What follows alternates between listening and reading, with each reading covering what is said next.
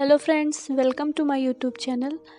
ये वीडियो मैंने अपनी पुरानी वीडियो का कंटिन्यू करते हुए बनाया है।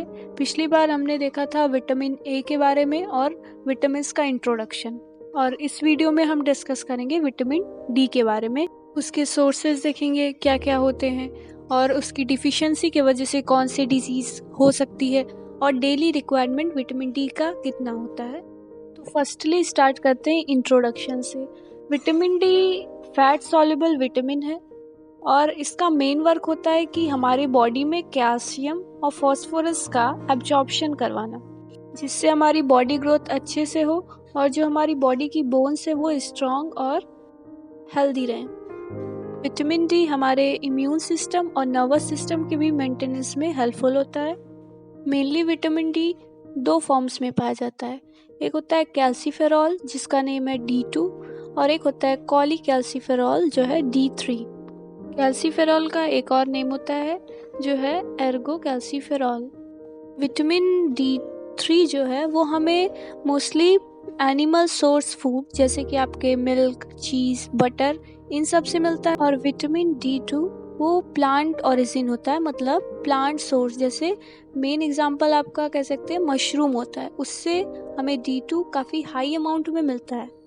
विटामिन D3 को एंटी रिकेटिक विटामिन कहा जाता है, क्योंकि अगर इसकी डिफिशियंसी हमारी बॉडी में हो गई तो जो हमारे बॉडी में कैल्शियम और फॉस्फोरस का लेवल है वो इम्बैलेंस होगा, जिसकी वजह से रिकेट्स जैसी बीमारी आपको देखने को मिलेगी।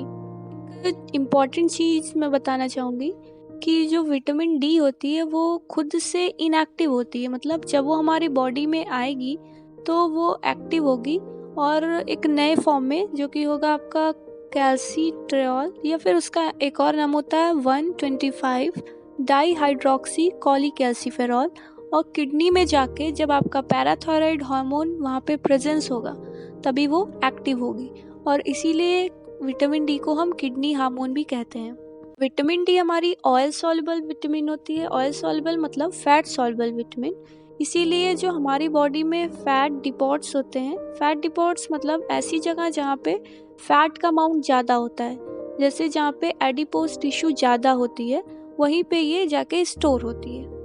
अब हम डिस्कस करेंगे कि विटामिन डी के सोर्सेज क्या होते हैं, मतलब कहाँ से हमें विटामिन डी मिल सकती है। तो हम सभी को मेनली ये पता होता है कि मेन और या फिर कह सकते हैं rich source of vitamin D हमारी सनलाइट होती है।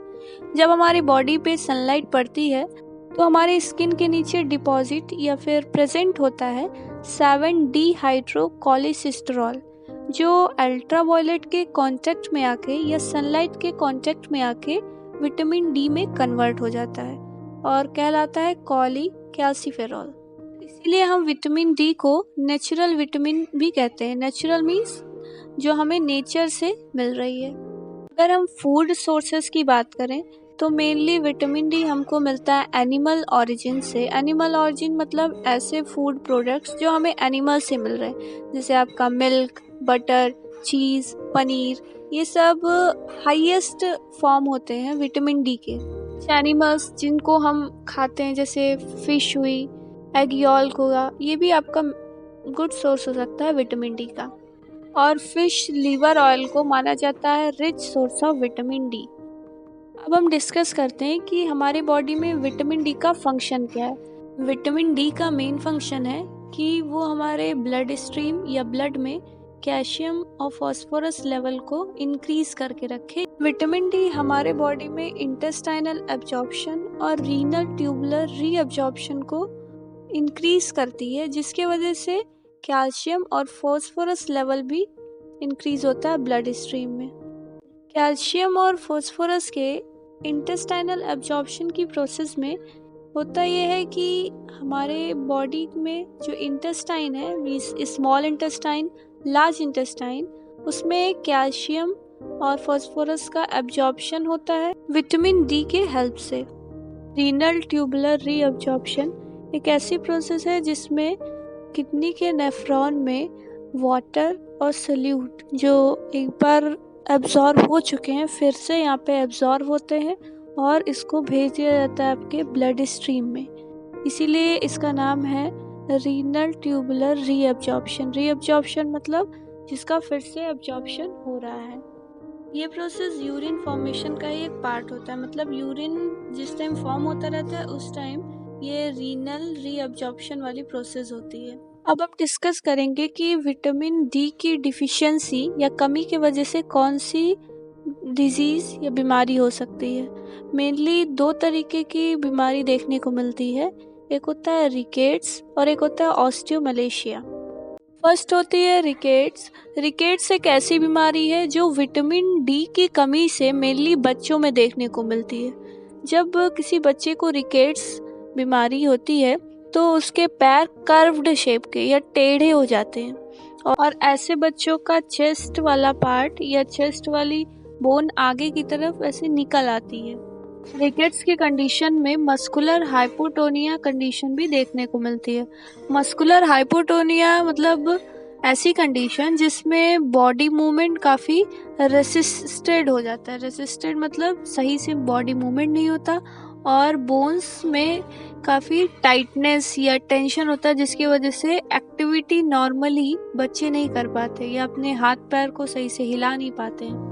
रिकेट्स में टिटनी कंडीशन भी देखने को मिलती है, एक ऐसी कंडीशन जिसमें मस्कुलर स्पाज्म बहुत ज़्यादा होता है, और ये मेनली हमारे लेग्स और आर्म्स में देखने को मिलता है, और ये बॉडी में कैल्शियम की कमी होने के कारण होता है।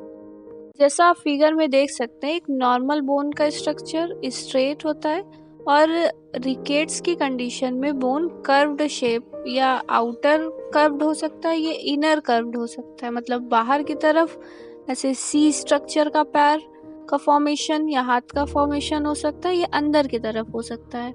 जैसा आप फिगर में देख रहे हैं कि अलग अलग एज ग्रुप का हमने शो किया है। इसमें आपका 5 ईयर का बच्चा है, उसको रिकेट्स की कंडीशन है, 6 ईयर का है, फिर 12 ईयर का है, और 17 ईयर की गर्ल है। अलग अलग बॉडी स्ट्रक्चर में कैसे रिकेट्स की कंडीशन हो जाती है ये आप देख सकते हैं इसमें। नेक्स्ट कंडीशन है ऑस्टियोमलेशिया। ऑस्टियोमलेशिया मेनली एडल्ट्स में देखने को मिलता है, या इसको कह सकते हैं एडल्ट रिकेट्स, क्योंकि जब एडल्ट्स में विटामिन डी की डिफिशियंसी या कमी हो जाती है तो ऑस्टियोमलेशिया कंडीशन होती है। ऑस्टियोमलेशिया के कंडीशन में विटामिन डी की कमी की वजह से बोन काफ़ी सॉफ्ट और वीक हो जाती है। एडल्ट रिकेट्स या ऑस्टियोमलेशिया के कंडीशन एडल्ट्स में आप देख सकते हैं, ऐसे विटामिन डी की कमी से बॉडी स्ट्रक्चर हो जाता है। अब हम डिस्कस करेंगे कि विटामिन डी का डेली रिक्वायरमेंट कितना होता है अलग अलग एज ग्रुप के हिसाब से। हम बात करेंगे अकॉर्डिंग टू ICMR। ICMR का फुल फॉर्म होता है Indian council of medical research. उसके हिसाब से एक नॉर्मल एडल्ट को डेली 100 IU या कह सकते हैं 2.5 नैनोग्राम विटामिन डी की ज़रूरत होती है। एक इन्फेंट या न्यूबॉर्न और या फिर चिल्ड्रन में डेली 200 IU या फिर 5 नैनोग्राम विटामिन डी की ज़रूरत होती है। एक प्रेग्नेंट वुमेन या लैक्टेटिंग मदर, मतलब जो मदर बेबी को फीड करवा रही है, ब्रेस्ट फीडिंग करवा रही है, उसको 400 IU या 10 नैनोग्राम विटामिन डी की ज़रूरत होती है डेली। और विटामिन जैसे B, C, E, K, इसके बारे में डिस्कस करेंगे हम अपनी नेक्स्ट वीडियो में। Thank you.